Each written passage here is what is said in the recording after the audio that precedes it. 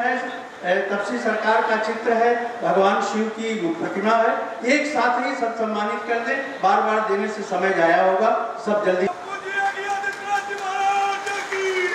तो महाराज। आज 14 अगस्त है। 14 अगस्त 1947 को इस देश का दुर्भाग्यपूर्ण विभाजन हुआ था। 15 अगस्त देश की स्वाधीनता का दिवस है। तपसी धाम इस देश के कुछ उन चंद स्थलों में है जहां पर 14, 15, 16 अगस्त को एक विशेष हवन का आयोजन होता है। देश के अमर शहीदों, अमर वीर सेनानियों की आत्मा की शांति के लिए यहाँ की परंपरा के द्वारा एक धार्मिक आयोजन होता है। उस धार्मिक आयोजन के माध्यम से हमारे धर्मस्थल ये संदेश देते हैं कि भारत के मंदिरों ने, भारत के मठों ने सदैव से राष्ट्रीय एकात्मता का संदेश दिया है और उस एकात्मता का संदेश का प्रतीक यहाँ पर तपसी धाम आश्रम है। इसके महंत से जय बख्श दास जी हैं। मैं इस अवसर पर आप सबको देश के 72वें स्वाधीनता दिवस के अवसर पर अपनी हृदय से बधाई देता हूं, अपनी शुभकामनाएं भी देता हूं। यह क्षेत्र संतों, ऋषियों, योगियों, मुनियों की साधना और उनकी तपस्या की भूमि है। आप सब जानते हैं यहीं से कुछ दूरी पर मखौड़ा धाम है, जहां पर महाराज दशरथ ने पुत्रेष्टि यज्ञ करके मर्यादा पुरुषोत्तम भगवान श्री राम, लक्ष्मण, भरत जी और शत्रुघ्न के जन्म के लिए वहां पर एक यज्ञ का आयोजन किया था। आज भी वह धरती इस क्षेत्र में स्थित है। अनेक ऐसे पवित्र तीर्थ स्थल इस क्षेत्र में स्थित हैं जो सदैव हमें आध्यात्मिक मार्ग का अनुसरण करते हुए भारत की राष्ट्रीयता का अनुसरण करने की प्रेरणा प्रदान करते हैं। और इस अवसर पर आज जब हम लोग यहाँ पर आए हैं, वास्तव में सामान्य रूप से हम मंदिरों में इसलिए जाते हैं जिससे मंदिर स्थल पर हम जाकर के देख सकें कि अपनी आस्था के प्रतीकों के सामने अपनी आध्यात्मिक पिपासा को हम शांत कर सकें।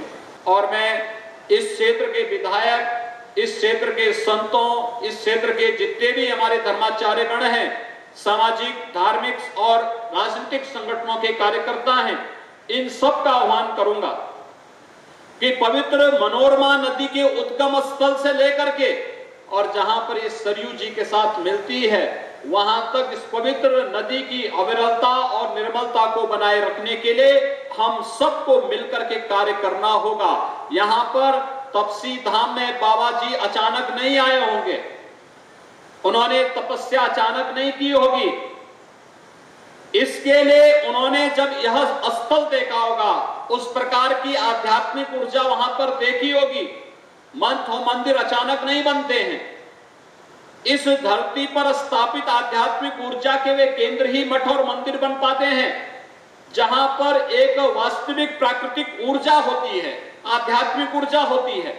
और अगर यहाँ पर उन्होंने अपना आसन जमा करके इस धाम को बसाया है, तो इस आसन की महत्ता को देखते हुए हम सबको प्राण लेना, प्रण इस संकल्प के साथ जुड़ना पड़ेगा कि हम प्राणपण से लगकर मनोरमा नदी की अविरलता और निर्मलता के लिए कार्य करेंगे। प्रशासन इसमें सहयोगी बनेगा। मनरेगा के अंदर इस पूरे जनपद को हम लोग कम से कम पहले चरण में मनोरमा नदी में किसी प्रकार की गंदगी नहीं गिरने देंगे। मनोरमा नदी में जगह जगह जो गंदगी फंसी हुई है, इसको साफ करते हुए इसकी अविरलता को बनाए रखने के साथ साथ कार्य करेंगे। और इसके पहले चरण में हम लोग यहाँ पर आज एक घाट का शिलान्यास भी करने जा रहे हैं। 100 मीटर लंबा घाट होगा, जहां पर हजारों लोग एक साथ नदी में स्नान कर सकें, नदी में डुबकी लगा सकें और अपनी उस आध्यात्मिक ऊर्जा का लाभ ले सकें जिस उद्देश्य से हम धर्मस्थलों पर आते हैं।